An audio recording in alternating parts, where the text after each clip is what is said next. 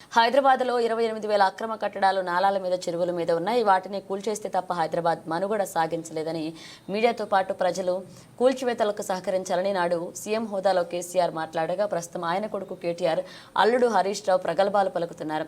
అధికారంలో ఉన్న 10 ఏండ్ల కాలంలో మూసి ప్రక్షాళన చేయలే చెరువుల కుంటలు ఆక్రమణల నుంచి కాపాడలేకపోయారు. మాజీ ముఖ్యమంత్రి కేసీఆర్ ఆనాడు అసెంబ్లీలో అక్రమ కట్టడాల గురించి పర్మిషన్లు లేని భవనాల గురించి కఠిన చర్యలు తీసుకోవాలని ప్రభుత్వం కఠినంగా వ్యవహరించాలని అసెంబ్లీలో మాట్లాడారు.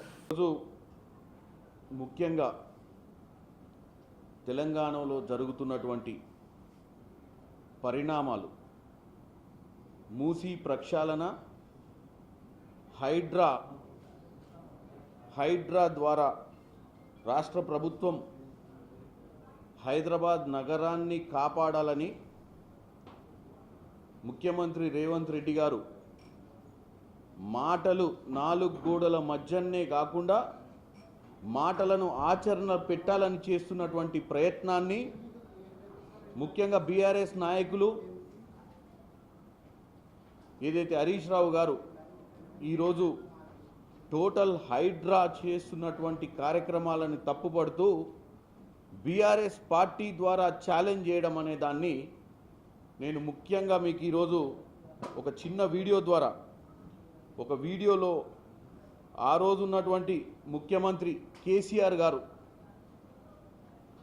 ఈ యొక్క హైడ్రా చేస్తున్నటువంటి ఈ రోజున్న హైడ్రా చేస్తున్నటువంటి కార్యక్రమాల మీద ఆ రోజు ఆయన మాట్లాడినటువంటి విషయాన్ని ఇప్పుడు మీకు నేను ఒకసారి వినిపించడం జరుగుతుంది. మీరు వినాలే. ఎందుకంటే ఈరోజు మాట్లాడుతున్న హరీష్ రావు గారు ఆ రోజు వారి మామగారు ముఖ్యమంత్రి ఉన్నప్పుడు చెప్పినటువంటి విషయాలను మీరు చూడాల్సిందిగా చెప్తున్నాను, వినాల్సిందిగా.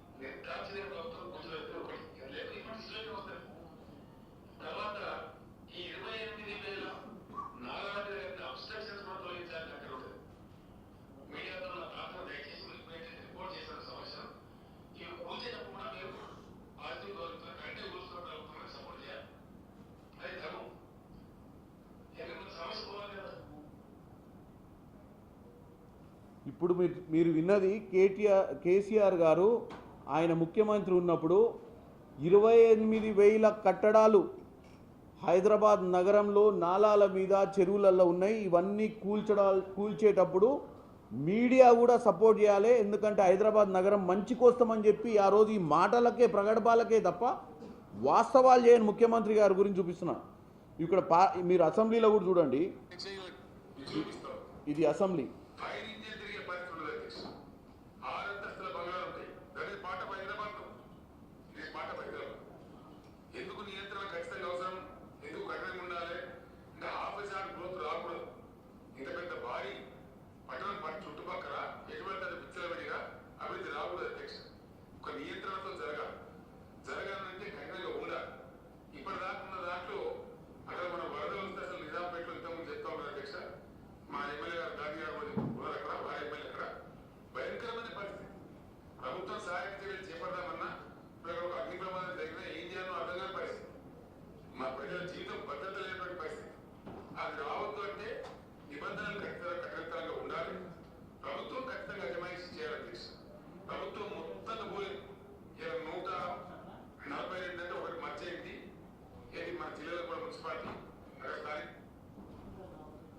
ఇప్పుడు నేను మీకు రెండు ఆడియోలు వీడియో ముఖ్యమంత్రి కేసీఆర్ గారు అక్రమ కట్టడాల గురించి అలాగే పర్మిషన్లు లేకుండా కడుతున్నటువంటి భవనాల గురించి ఆ రోజు మాట్లాడిండు. మరి అప్పటి ముఖ్యమంత్రికి ఇప్పటి ముఖ్యమంత్రికి ఉన్న తేడా ఏంటో తెలంగాణ ప్రజలు గమనించాలి. ముఖ్యంగా తెలంగాణ ప్రజలు రేవంత్ రెడ్డి గారు 10 నెలలైంది ముఖ్యమంత్రి అయి. ప్రగడబాలు మాటలు 4 గోడల మధ్యనే చర్చలు కాదు, చెప్పింది చేయడమే లక్ష్యం. ఆ రోజు క్షీరసాగర మదనం, అమృతం కోసం దేవతలు చేస్తున్నటువంటి క్షీరసాగర మదనంలో ముందు ఆలాహలం అంటే విషం జిమ్మింది. మరి విషం వచ్చింది కదా అని చెప్పి ఆ రోజు దేవతలు అమృతం కోసం చేస్తున్నటువంటి కార్యక్రమాన్ని కనుక ఆపి ఉంటే అమృతం అనేదే ఉండేది కాదు దేవతలకు. ఆ రోజు శివుడు విషాన్ని కంఠంలో దాచుకోవడం వల్లనే, ఆ రోజు శివుడు తీసుకున్నటువంటి నిర్ణయం వల్లనే దేవతలు మళ్ళీ క్షీరసాగర మదనం చేసి అమృతాన్ని సాధించిర్రు. ఈరోజు రేవంత్ రెడ్డి గారు రాష్ట్రంలో ముఖ్యమంత్రి అయిన తర్వాత రాష్ట్రంలో హైదరాబాద్ నగరం ఒక లేక్ సిటీగా ఉన్నటువంటి నగరాన్ని తిరిగి చరిత్రలో దాని స్థానాన్ని దాన్ని మిగిలియాలని, హైదరాబాద్లో నివసిస్తున్నటువంటి ప్రజలు ప్రతి సంవత్సరం వానాకాలం సమయంలో ఇల్లులు మునిగి వాళ్ళ ఇంట్లో ఉన్న వస్తువులు ఖరాబై ప్రతి సంవత్సరం ప్రభుత్వం వైపు ఆర్థిక సహాయం కోసం చూస్తూ మనం ప్రతి సంవత్సరం కూడా తెలంగాణ వచ్చిన తర్వాత గత 10 సంవత్సరాలలో ప్రతి సంవత్సరం హైదరాబాద్ మునిగిపోతుంది. దీనికి ఒక పరిష్కార మార్గం చూపియాలన్న ఆలోచన ప్రజలు ఒక నమ్మకంతో ముఖ్యమంత్రి రేవంత్ రెడ్డి గారిని ఎన్నుకోవడం జరిగింది, కాంగ్రెస్ పార్టీని ఎన్నుకోవడం జరిగింది. సో హైడ్రా అనేది మన భవిష్యత్, మన భావి యువతరాలు హైదరాబాద్ నగరంలో నివసించాలే. రేవంత్ రెడ్డి గారు హైడ్రా చేస్తారు. హైడ్రా వల్ల రేవంత్ రెడ్డి గారు ప్రజలపై కక్ష తీర్చుకుంటున్నారని చెప్పేస్తున్నారు కదా హరీష్ రావు గారు. హరీష్ రావు గారు ఇప్పుడు నేను 2 వీడియోలు మీ మామ ముఖ్యమంత్రి ఉన్నప్పుడు 2 వీడియోలు ఇప్పుడు ప్లే చేసి చూపించిన. ఆ రోజే 28,000 కట్టడాలను కూల్స్తా అని చెప్పినటువంటి కేసీఆర్ చేయలేకపోయిండు. ఈరోజు రేవంత్ రెడ్డి గారు ఆ రోజు చెప్పిన కేసీఆర్ చేయకుండా ఈరోజు చేస్తుంటే మీరు ఉట్టిగా గుల కొడితే ఊకోమని చెప్తారా? ఈరోజు ఎవరికి నష్టమవుతుంది? కేవలం కొంతమంది పొలిటికల్ పార్టీల అండలు చూసుకొని చెరువులలో కబ్జాలు చేసి ఈరోజు కిరాయిలకు ఇచ్చిన వాళ్ళే ఈరోజు నాటకం చేస్తున్నారు తప్ప వాస్తవంగా ప్రజలు 80% ప్రజలు మంచి కోరుకుంటుర్రు. తప్పదు. నిజంగానే గవర్నమెంట్ పేదల సైడు ఎవరికైతే ఇండ్లు కోల్పోతుర్రో, ఎవరికైతే బిల్డర్లు మోసం చేసిర్రో, ఎవరికైతే పర్మిషన్లు ఇచ్చిన అధికారులు ఉన్నారో అందరి మీద చర్యలు తీసుకుంటామని చెప్తున్నాం.